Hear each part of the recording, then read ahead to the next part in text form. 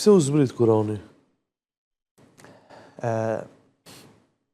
Shkaqet e zbritjes së këtij libri, Allahu i Madhërisëm i tregon në surën Al-Baqara, pikërisht në ajetin ku thot: Shahru Ramadan alladhi unzila fihi al-Quran hudan lin-nasi wa bayyinatin min al-huda wal-furqan.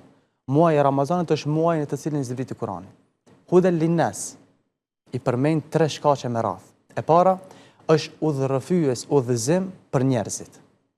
Fjala udhëzim është përkthim i fjalës el-huda, që në kupton dikush orienton, drejton për ndonjë rrugë. Mirë po, nëse kjo fjalë el-huda cilësohet me këtë fjalë Kurani, çka na jep me kuptu, atëherë duhet të shohim edhe ajetet tjera që përmendet kjo fjalë për ta pasur më të qartë. Thot Allahu në një ajet tjetër: Yahdi ila al-haqqi wa ila tariqin mustaqim.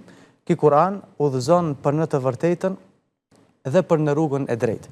Komentuesit e Kur'anit thonë se e vërteta e përmendur në këtë ajet është besimi në Allahun, ndërsa rruga e drejtë janë rritet apo obligimet fetare. Obligimet fetare. Kjo është prej shkaqeve esenciale, të themi, që Kur'ani është udhëzim për njerëzit. Pra ky Kur'an na mëson si ta besojmë Allahun dhe si ta adhurojmë Allahun.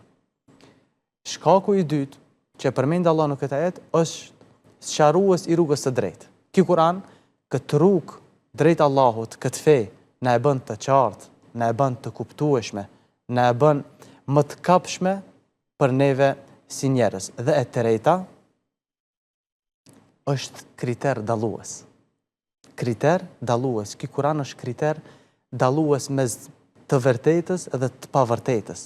Është kriter dallues mes rrugës së drejtë dhe rrugës së gabuar. Është kriter dallues që bën dallimin mes të lumturve, që do të jenë përgjithmonë nën mëshirën e Allahut, dhe mes atyre të dëshpëruarve që do të jenë gjithmonë nën hidhrimin dhe ndëshkimin e Allahut. Këto janë 3 shkaqe që Allahu i ka përmendur në këtë ajet.